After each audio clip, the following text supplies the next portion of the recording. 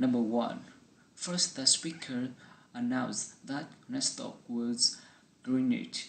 Then she asked all the passengers remain seated until the train had come to a complete stop, and not to stand up until they had stopped at the stations, because that was for their own safety. Next, the speaker suggested checking around their seat to make sure they have left nothing behind. Finally, she thanked for riding the commuter rail service and pleasant trip.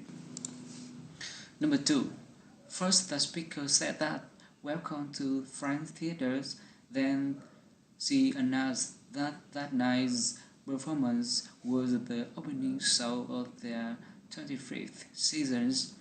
Next, she said that as a courtesy to those around them, members of the audience were asked to turn off all cell phone, pager, and recording devices before the show began, and the use of cameras wasn't permitted while the actors were on stage.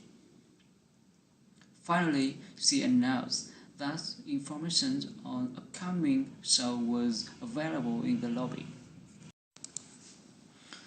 Number 3. First, the speaker introduced about the voicemail of Martin Swart.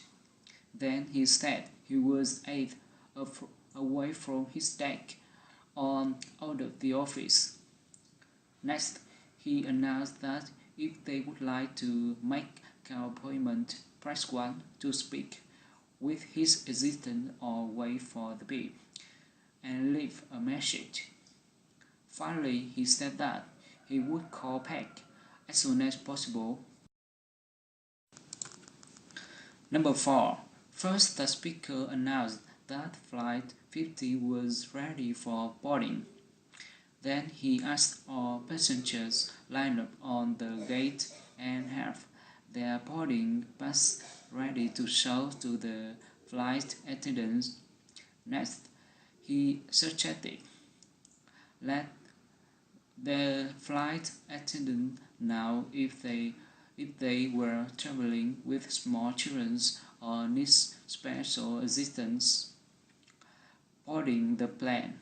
After that, he announced that if their carry-on bags were too large, they may be asked to check them. Finally, he reminded that was a non-smoking flight. Number 5. First, the speaker announced that a traffic accident downtown was causing major delays on several main roads. Then he said that drivers were asked to avoid North State Street and use Constitution Avenue instead, but they might still experience some delays on Constitution Avenue if they had to drive downtown. Finally, she said that officials expected the delays to last for several hours. Number 6. First, the speaker says thanks to customers for calling Cowboy Computer.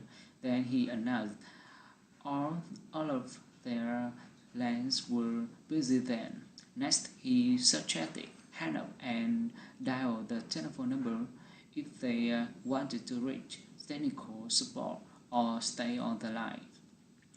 If they wanted to speak to a customer service representative, and their call would be answered on term.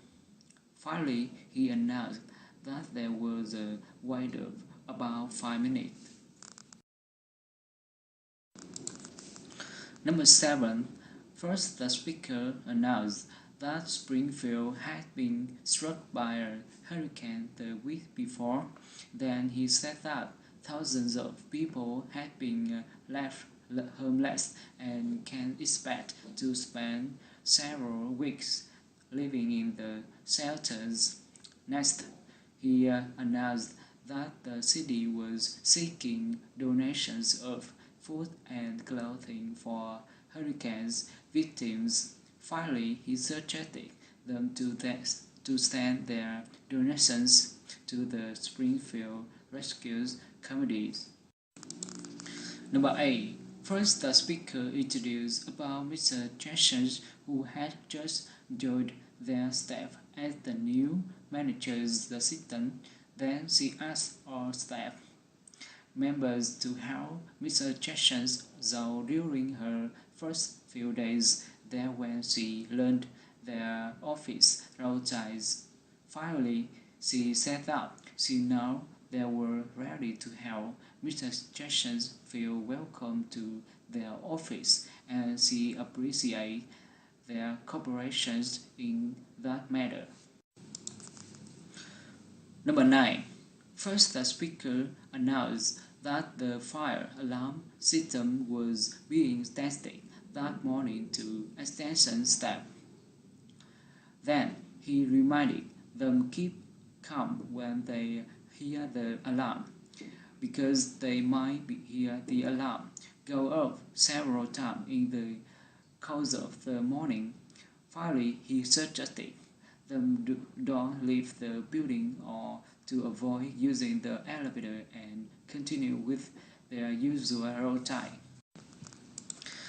Number 10. First, the speaker asked the driver of the white car was parked near the park entrance move his car because he were parked illegally.